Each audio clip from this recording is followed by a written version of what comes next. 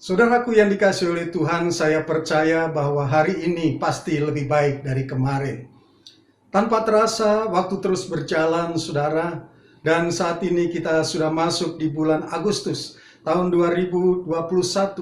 Dan Tuhan senantiasa menuntun gerejanya GBI HOT, House of Transfiguration, dengan tema demi tema setiap bulannya. Yang lalu bulan Juli kita berbicara tentang kesabaran. Dan pada bulan Agustus ini, saudara, Tuhan memberikan satu tema kepada kita yang sangat penting untuk kita renungkan, yaitu tentang tenang. Katakan bersama dengan saya, tenang. Nah, saudara, setiap awal bulan saya selalu berdoa dan bertanya kepada Tuhan, tema apa yang Tuhan akan berikan bagi gerejanya, GBI HOT, House of Transfiguration. Dan biasanya, saudara, di bulan Agustus, tema tidak jauh dari kemerdekaan, tidak jauh dari pembebasan, kelegaan, dan semacamnya. Tapi sementara beberapa minggu yang lalu saya jatuh sakit, saudara, saya masih berdoa, dan saya mengamati situasi yang ada di luar sana, dan akhirnya Roh Kudus memberikan satu impresi kepada saya tentang satu tema untuk bulan Agustus tahun 2021 ini, yaitu tenang. Oleh sebab itu, saudaraku yang dikasihi Tuhan, tema khotbah saya hari ini adalah mencari tempat yang tenang. Nah, mendasari renungan firman Tuhan saat pagi hari ini, saya akan mengajak kita untuk merenungkan bersama-sama kebenaran firman Tuhan di dalam Mazmur pasal 55. Ayat 7 sampai ke 8. Mazmur 55 ayat 7 sampai yang ke 8. Berbunyi demikian. Sekiranya aku diberi sayap seperti merpati, aku akan terbang dan mencari tempat yang tenang. Bahkan aku akan lari jauh-jauh dan bermalam di padang gurun. Sekali lagi, saudaraku, mari kita perhatikan. Sekiranya aku diberi sayap seperti merpati, aku akan terbang dan mencari tempat yang tenang. Bahkan aku akan lari jauh-jauh dan bermalam di padang gurun. Hari-hari ini, saudaraku, banyak orang yang mengalami kegelisahan. Meski beberapa orang tidak menyadari bahwa dirinya sedang gelisah. Gelisah karena tidak lagi bisa bekerja untuk menghidupi keluarga. Gelisah karena usahanya macet hari-hari ini, tidak bisa bertumbuh dan berkembang, sehingga tidak mampu lagi untuk membiayai anak-anak, tidak mampu lagi memenuhi kebutuhan sehari-hari, karena diputuskan pekerjaan, takut mengalami kegagalan, takut menghadapi hari esok, dan sebagainya. Kegelisahan, saudaraku, yang akan mendorong rasa tenang itu menyingkir dari kehidupan seseorang. Dan hal ini, saudara, dimulai ketika bulan Maret 2020. Tahun yang lalu, dengan diberlakukannya PSBB. Pembatasan sosial berskala besar. Dan itu berjalan dari waktu ke waktu. Dan kemudian disambung dengan PPKM. Pemberlakuan pembatasan kegiatan masyarakat. Dengan beberapa kali perpanjangan dengan skala yang sudah ditentukan oleh pemerintah. Nah, saudaraku, kegelisahan seperti ini juga dialami oleh pemazmur, sehingga tidak lagi memiliki ketenangan di dalam kehidupannya. Pemazmur di ayat-ayat sebelumnya, di ayat yang kedua, dia menuliskan begini, saudara. Berilah telinga ya Allah kepada doaku. Janganlah bersembunyi terhadap permohonanku. Perhatikanlah aku dan jawablah aku. Aku mengembara dan menangis. Perhatikan, karena cemas. Karena teriakan musuh. Karena aniaya orang fasik. Sebab mereka menimpakan kemalangan kepadaku, dan dengan geramnya mereka memusuhi aku. Hatiku gelisah. Kengerian maut telah menimpa aku. Aku dirundung takut dan gentar. Perasaan seram meliputi aku. Ini adalah suara hati dari seorang pemazmur. Berilah telinga ya Allah kepada doaku. Dia sudah berdoa. Dia sudah berseru kepada Allah.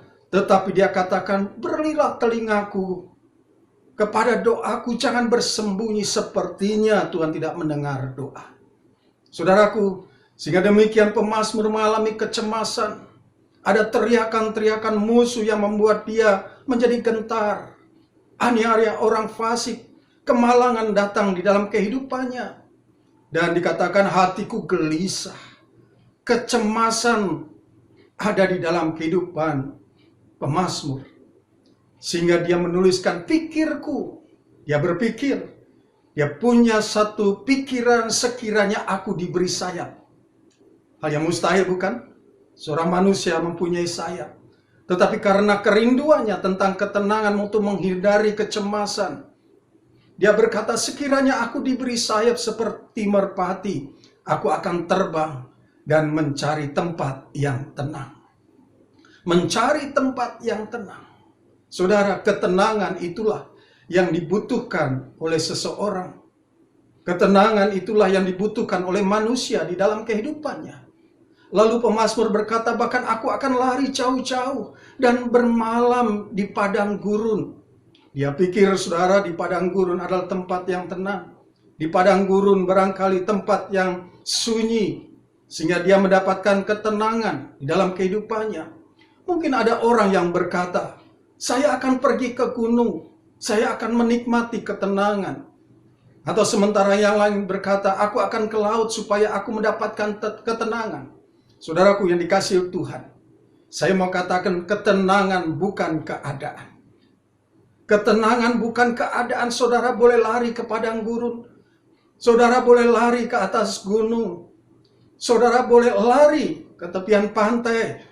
Tetapi itu tidak akan membuat tenang. Karena ketenangan bukan keadaan. Tapi ketenangan itu adalah keputusan. Keputusan apa yang harus kita lakukan supaya kita mendapatkan ketenangan? Oleh sebab itu, saudara, saya akan melanjutkan. Pemazmur berkata di ayat yang ke-23, kekhawatiran dan ketakutan yang mengambil keputusan untuk mencari ketenangan. Di ayat 23 dia katakan, serahkanlah khawatirmu kepada Tuhan. Serahkanlah khawatirmu kepada Tuhan, maka Ia akan memelihara engkau. Tidak selama-lamanya, tidak untuk selama-lamanya dibiarkan orang benar itu goyah. Dia boleh lari ke padang gurun, dia boleh lari ke atas gunung, dia boleh lari ke tepi pantai, tetapi tidak ada ketenangan. Dan dia mengambil satu kesimpulan. Di tengah-tengah kecemasan, kegelisahan kehidupan, dia berkata, serahkanlah khawatirmu kepada Tuhan, maka Ia akan memelihara engkau. Di tengah-tengah, saudara, keadaan yang tidak baik, di tengah-tengah kegelisahan, di tengah-tengah kekhawatiran, di tengah-tengah keadaan yang tidak menentu, Tuhan memelihara saudara dan saya. Tidak selama-lamanya, tidak untuk selama-lamanya dibiarkan orang benar itu goyah. Oh, jadi intinya, kuncinya adalah menjadi orang benar. Maka kita akan disertai oleh Tuhan. Tuhan akan memelihara kita. Dan tidak dibiarkan saudara dan saya sebagai orang-orang yang benar di hadapan Tuhan itu goyah. Di tengah-tengah situasi, kondisi yang mengkhawatirkan. Nah, saudaraku yang dikasihi Tuhan, apa yang harus kita lakukan agar kita tidak takut dan kita bisa merasa tenang? Ada 3 hal yang akan kita pelajari pagi hari ini. Yang pertama, saudaraku, tetap arahkan pandangan kita kepada Yesus, bukan masalah. Ibrani 12 ayat 2a berkata, marilah kita terus melakukan firman-Nya dengan mata yang tertuju kepada Yesus, yang memimpin kita dalam iman, dan yang membawa iman kita itu kepada kesempurnaan. Oh, haleluya. Saudara, saya mau mengatakan begini, masalah itu hanyalah sebuah bayangan yang tampaknya besar. Dan bayangan itu selalu ada di depan kita. Bayangan itu selalu kita lihat. Kenapa? Karena ada sinar. yang menyinari dari belakang, sehingga saudaraku bayangan yang ada di depan itu sepertinya selalu mengikuti kita. Dan bayangan itu tampaknya lebih besar dari kondisi kita. Nah, satu kali saudaraku, ada seorang pengerja di GBI HOT, House of Transfiguration, mengirimkan satu quote. Ya, ini dari Ibu Tina, saudara. Quote ini berkata begini, jangan kecewa dengan manusia dan keadaan, karena kedua-duanya tidak ada kekuatan apa-apa. Perhatikan, tanpa reaksi dari kita. Saya merenungkan ini, saudaraku, dan ini luar biasa. Jangan kecewa dengan manusia dan keadaan. Keadaan hari-hari ini mungkin tidak lebih baik. Keadaan hari-hari ini mungkin lebih berat. Mungkin di sekitar kita ada manusia-manusia yang mengecewakan kita. Saudaraku yang dikasihi Tuhan, oleh sebab itu jangan kecewa.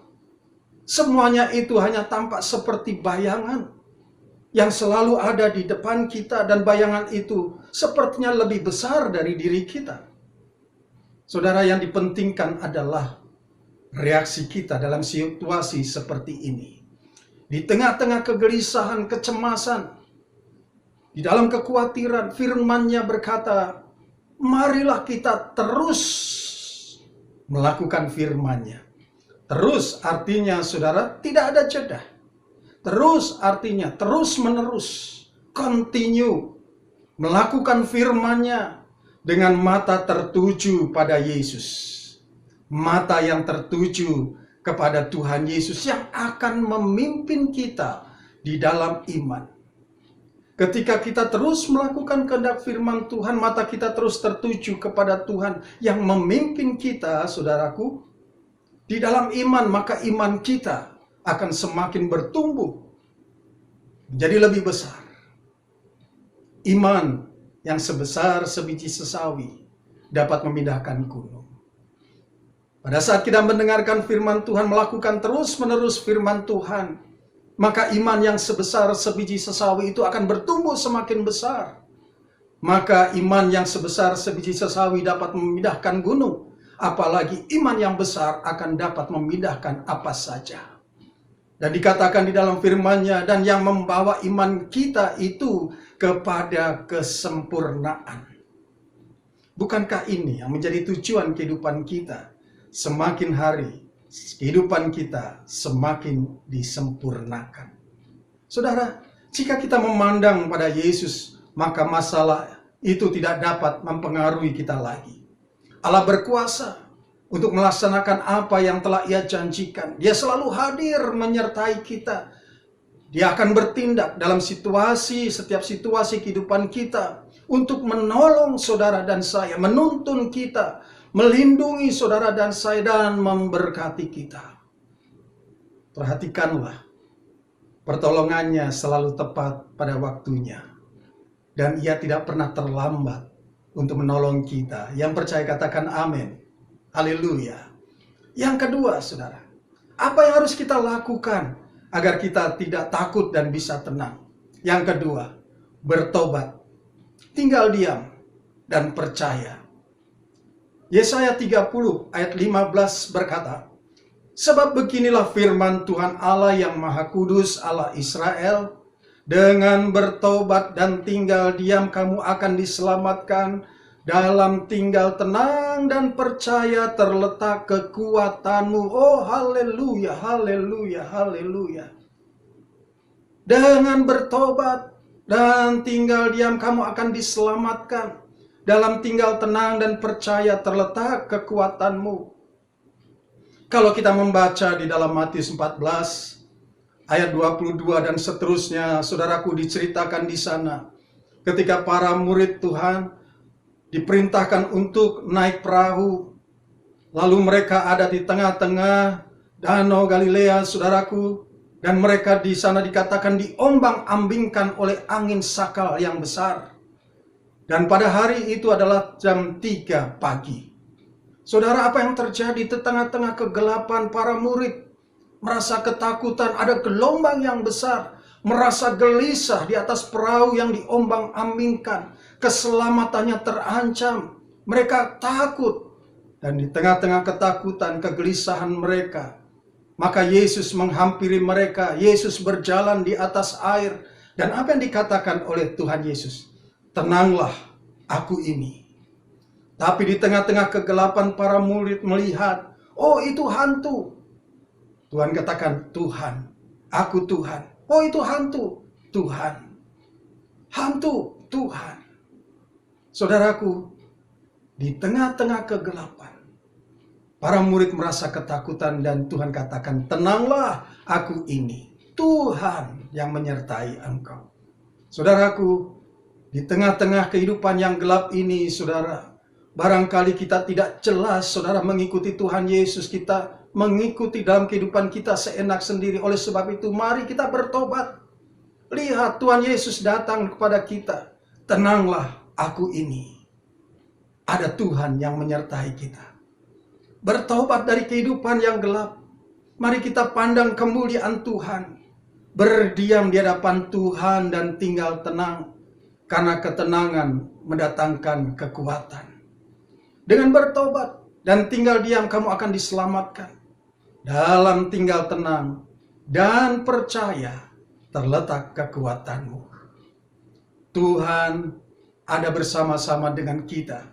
Dan Dia berkata kepada saudara dan saya, tenanglah, aku ini. Maka saudara, kita harus percaya akan suara Tuhan yang menyertai kita. Maka di sana ada kekuatan. Untuk kita boleh menghadapi segala situasi apapun. Menghadapi gejolak apapun. Kita akan memiliki kekuatan karena Tuhan bersama-sama dengan kita. Orang yang mampu bersikap tenang akan dapat menghadapi segala persoalan. Nah saudaraku yang dikasihi Tuhan, 2 Timotius 1 ayat 7 berkata bahwa Tuhan memberikan kepada kita bukan roh ketakutan, melainkan roh yang membangkitkan kekuatan, kasih, dan ketertiban. Roh Kudus ada di dalam kehidupanmu dan kehidupanku. Dan Roh Kudus itulah yang memberikan kekuatan, membangkitkan kekuatan kita, memberikan kita kasih yang lebih lagi, dan hidup di dalam ketertiban sesuai dengan firman Tuhan, sesuai dengan kehendak Tuhan. Itulah sebabnya jangan biarkan ketakutan, keraguan, dan kebimbangan itu hadir dalam hidup kita. Sekalipun nampaknya keadaan kita sedang sangat buruk, sangat tidak baik, bahkan tidak ada harapan, yakinlah dan beranilah. Jangan takut, sebab Allah selalu menyertai dan siap menolong kita. Yang percaya katakan amin. Oh haleluya. Yang ketiga saudaraku, apa yang harus kita lakukan agar kita tidak takut dan bisa tenang? Yang ketiga adalah bangun keintiman dengan Tuhan. Mazmur 62 ayat 2-3 berbunyi demikian. Hanya dekat Allah saja aku tenang, daripadanya lah keselamatanku. Hanya Dia gunung batuku dan keselamatanku, aku tidak akan goyah. Oh haleluya. Hanya dekat Allah saja aku tenang, daripadanya lah keselamatanku. Ya, hanya dekat Allah saja aku tenang. Hanya Dialah keselamatanku, dan dikatakan hanya Dia gunung batuku, tempat perlindungan kita. Oh haleluya, haleluya. Saudara, ketika saya mempelajari kandungan air dalam tubuh manusia itu adalah sekitar 60-70% dari berat tubuh seseorang. Dan air sangat penting bagi organ-organ dalam tubuh untuk bekerja dengan baik. Artinya, air adalah kehidupan bagi manusia.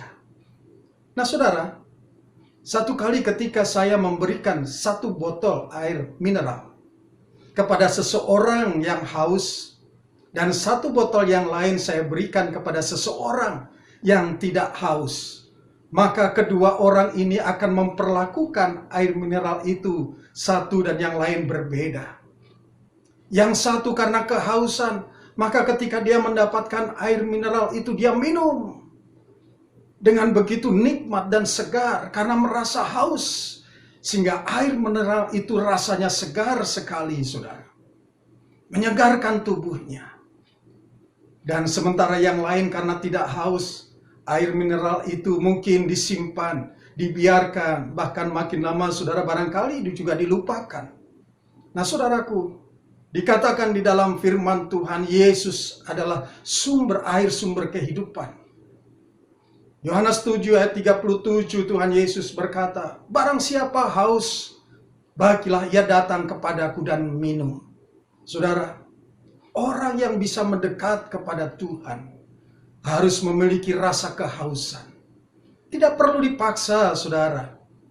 Supaya saudara dekat dengan Tuhan, harus beribadah dengan sungguh-sungguh. Apalagi dalam situasi pandemi saat ini, ibadah secara online. Ayo beribadah dengan sungguh-sungguh. Tidak perlu, saudaraku. Kalau saudara dan saya memiliki kehausan kepada Tuhan, maka mau tidak mau kita akan datang kepada Tuhan. Karena Tuhan Yesus berkata, barang siapa haus, baiklah ia datang kepadaku. Nggak perlu dipaksa. Ia akan datang kepada Tuhan Yesus dan minum karena ia air sumber hidup kita. Saudaraku yang dikasihi Tuhan, apakah hari-hari ini kita memiliki rasa haus kepada Tuhan?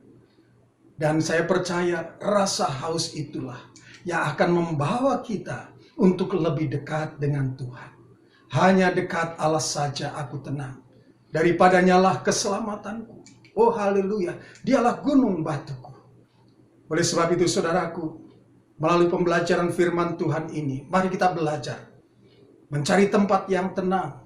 Dengan cara apa, saudara? Yang pertama, arahkan pandangan kita kepada Tuhan Yesus, bukan kepada masalah.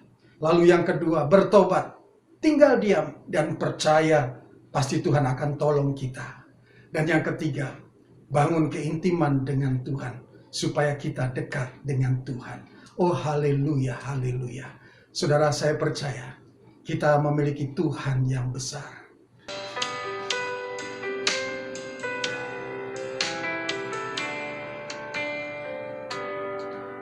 Bawaku ke gunung kudus-Mu, tempat kediaman-Mu. Biar kemuliaan melingkupi hidupku, dan jiwaku kan dipuaskan. Hanya dekat-Mu, itu yang ku perlu. Kau sumber penghiburanku, dan Kau yang ubahkan air mataku jadi lembah yang bermata air. Sebab itu ku memuji-Mu, Engkau Allahku. Mulutku kan selalu puji-Mu, dan angkat tangan sembah-Mu, tinggikan nama-Mu. Yesus, kemuliaan bagi-Mu.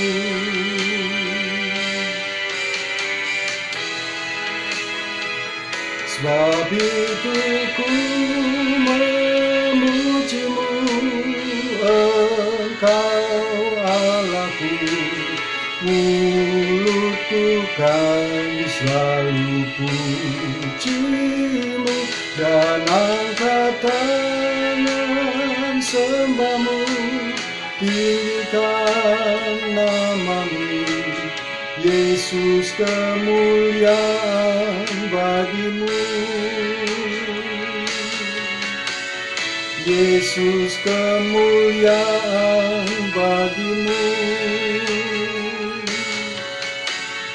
Yesus, kemuliaan bagi-Mu.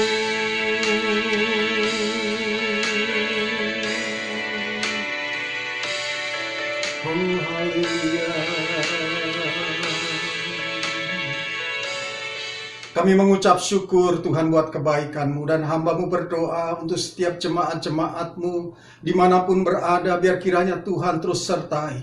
Tuhan terus berkati akan setiap jemaat-jemaat-Mu dimanapun Tuhan hamba-hamba-Mu ini jemaat Tuhan berada.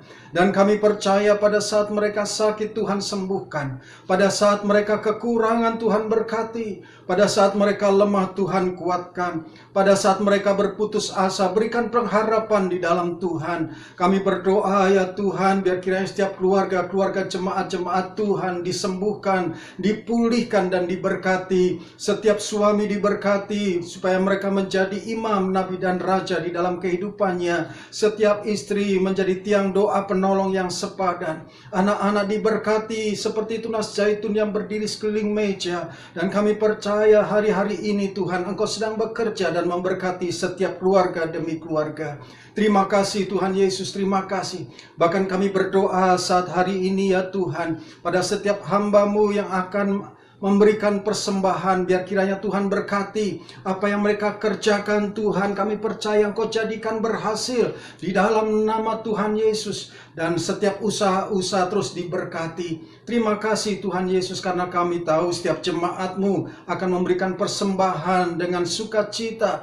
Tuhan, kami tahu Tuhan bahwa tingkap-tingkap langit pasti Engkau bukakan. Bahkan pada saat mereka mengembalikan apa yang menjadi milik-Mu, hamba-Mu berdoa ya Tuhan, pada hari ini kami membawa persembahan persepuluhan ini ke dalam rumah perbendaharaan-Mu. Kami membawanya dengan sukacita dan ucapan syukur kepadamu untuk semua berkat yang sudah Engkau berikan kepada kami. Kami percaya akan firman-Mu bahwa tingkap-tingkap langit pasti Engkau bukakan, dan berkat daripadamu senantiasa Engkau curahkan kepada kami sampai berkelimpahan. Kami percaya dengan iman bahwa Engkau telah menghardik bagi kami belalang pelahap, sehingga dicukupkan segala hasil tanah kami, dan kami menikmati pohon anggur yang selalu berbuah. Di dalam nama Tuhan Yesus Kristus. Haleluya, haleluya, haleluya. Kekasih-kekasih Tuhan, mari angkat tangan kita yang kudus di hadapan Tuhan. Tengadahkan wajah kita menikmati kasih-Nya. Dan sebelum terima berkat Tuhan, dengarkanlah janji firman-Nya. Diberkatilah setiap orang yang hatinya melekat dan tertuju kepada Tuhan. Diberkatilah keluar masuk rumahnya. Diberkatilah lumbung-lumbungnya penuh berkelimpahan. Diberkatilah buah kandungannya. Dan apa saja yang dilakukannya menjadi berhasil, karena Tuhan Yesus menyertai. Kekasih-kekasih Tuhan, terimalah berkat yang berlimpah-limpah dari Allah Bapa di surga, kasih setia dari anaknya yang tunggal Tuhan kita Yesus Kristus, kekuatan dan penghiburan dari Allah Roh Kudus menyertai kita mulai saat ini sampai Maranatha. Tuhan Yesus datang menjemput kita di awan-awan yang permai, bahkan kekal selama-lamanya. Di dalam nama Tuhan Yesus Kristus. Haleluya.